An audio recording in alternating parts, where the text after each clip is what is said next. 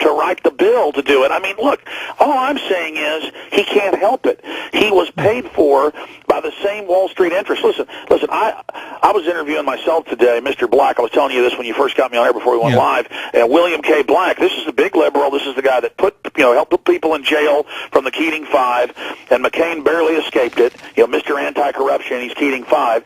And he said, look, it's worse under Obama because he's got this left cover, and he said we're going to have Weimar Republic if we don't go after these people. And he talked about how the right-hand buddy and the guy that worked for Paulson, who set up all these derivatives, is the current head of the Treasury, Geithner. So forget Obama. Sharp guy, slick, everything. I'm sure he's a nicer guy than George Bush in person. I mean, but the whole issue is we are all screwed if we don't go after Wall Street and go after and they keep calling it free market. It's not free market running giant counterfeit Ponzi schemes with this derivative paper that's ruined everybody's 401ks and investments. All right, we're going to take a quick break here with Alex Jones. We went from my question about me being harassed on the street to Geithner. I understand that there's a trajectory here, but we will come right back. We'll open up our phones for Alex Jones, and I know you got a lot of fans. You also have your detractors, but that's the price you pay, I guess,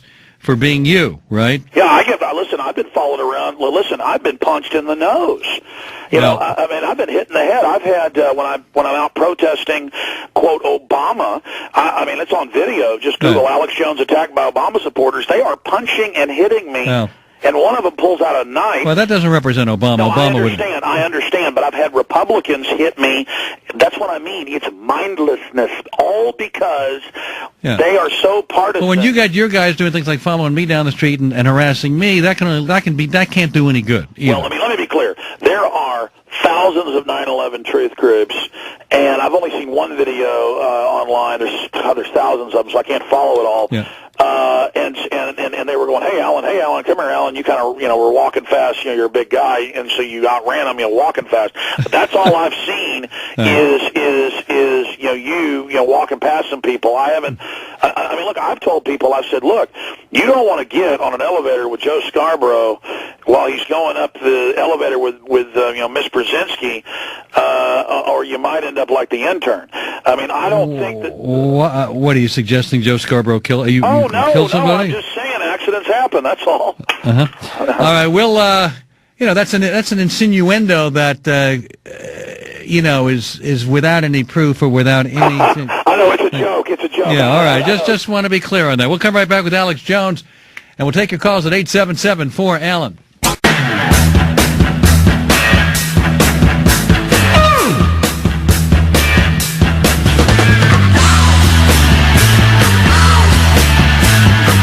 I'm Alan Colmes, and Alex Jones, our guest. By the way, your Wikipedia profile described you as a paleo-conservative. Is that accurate? Well, I mean, a paleo-conservative is also a classical liberal. I mean, conservatives claim the founding fathers and call it paleo-conservative. Liberals claim the founding fathers through Jefferson and call it classical liberal. So you could call me a classical liberal, a paleo-conservative, an Easter bunny if you want. Well, you ran as a Republican, though, for state rep in Texas, right, at one point? Well, no. I had people basically convince me for one day, and then I went down and looked at the rules, and I said, there's no way I'm going to do this because I would have been there was a Democrat running, and they were unopposed. And yes, early on, I am pro-Second Amendment, all those issues. I was a Republican. Not even by the time I got on talk radio. But I was kind of a longhorn libertarian / Republican in college, yes. What are you now? What am I now? I said it. I didn't vote for John McCain, and I didn't vote for. I didn't vote. I was so disgusted with John McCain, and I was so disgusted with Barack Obama. Who would you have liked to have seen run that you would have voted for? Oh, Ron Paul in a minute. Yeah. All right, let's go to Frank in Hoboken, New Jersey. Hello, Frank. You ain't with Al-Qaeda, are you, boy? All right. Let's go to Bob in Madison, Wisconsin. Hello, Bob.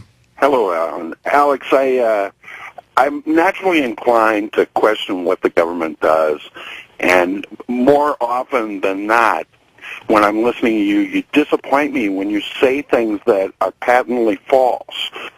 The popular belief may make people believe that they're true, but you hurt your own credibility. When Okay, you well, say give me some things like, examples. What am I saying was patently false? Well, like when you said the government said that all combat operations were over in Iraq. That's not what it was said.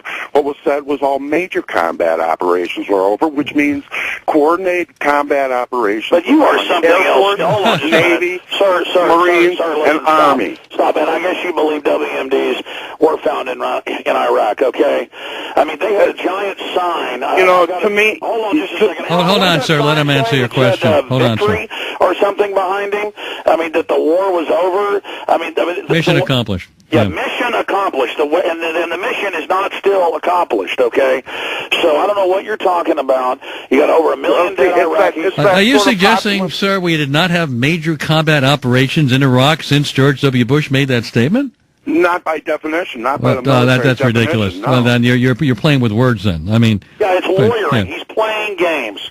All right, Joe in Tempe, Arizona. Hey, listen, Az, I'm a Dick Cheney Republican. I'm just going to tell you something. I listened to you for 8 years, knocked my party, and you might be okay now that Barack Obama's in the White House, but I'm going to tell you something. You're talking to me or to Alex?